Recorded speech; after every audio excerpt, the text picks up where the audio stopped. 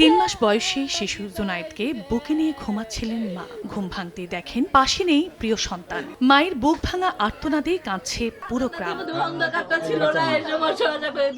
সন্তান জন্মের আগে থেকে কিশোরগঞ্জের তাড়াইল উপজেলার তালডাঙ্গা এলাকায় বাবার বাড়িতে বসবাস করেন নাজনীন আক্তার। রোববার রাতে শিশু জুনায়েদকে নিয়ে ঘুমাচ্ছিলেন মা। ভোরে ঘুম ভেঙে দেখেন বিছানা খালি, নেই ছোট্ট জুনায়েদ। পুরো ঘরে খোঁজার এক পর্যায়ে দেখতে পান খাটের সঙ্গে লাগানো টিনের বেড়ার নিচে সিঁধ কাটা। দুর্বৃত্তরা সেখান দিয়ে চুরি করে নিয়ে গেছে শিশুটিকে। এরপর থেকেই কান্না থামছে না সন্তানহারা এই মায়ের। বাবু লড়ে চলে না, কই কি রে বাবু লড়ে চলে না, তাই দি বাবু নাই, সজা করে দি বাবু নাই আমার কাছে। পরে এদিকে এদিক ঘুরতে আর পাই না ভাই না।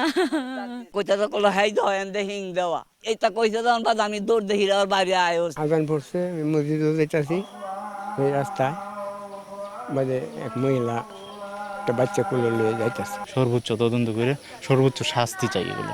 খবর পেয়ে শিশুটিকে উদ্ধারে মাঠে নেমেছে পুলিশ। কোথাও ছেলেটাকে ফেলে দিয়ে গেছে কিনা, এটা কোনো হত্যাকাণ্ডের মোটিভ কিনা, সব দিক থেকে বিবেচনা করে আমরা আমাদের কার্যক্রম শুরু করেছি। শিশু জুনায়েদের বাবা সাজ্জাদ হোসেন ব্যবসায়িক কাজে ঢাকায় বসবাস করেন। সময় সংবাদ, কিশোরগঞ্জ।